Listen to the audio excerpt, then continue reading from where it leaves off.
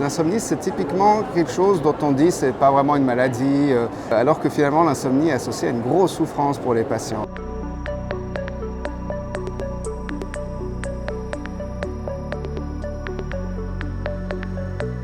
La première chose, c'est qu'on va se poser la question, est-ce que c'est vraiment de l'insomnie? Parce que finalement, on a des fois des attentes un peu disproportionnées par rapport à notre sommeil. Mais il y a des gens qui ont besoin de dormir 6 heures et puis voilà, ils n'arrivent pas à dormir plus.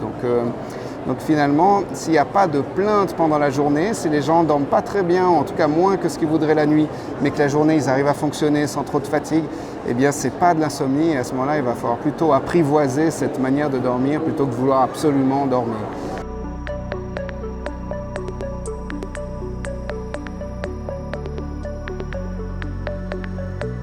Donc, dans le traitement de l'insomnie, on va justement essayer de rétablir un rythme beaucoup plus physiologique de sommeil et on va étonnamment proposer aux gens de réduire le temps passé au lit.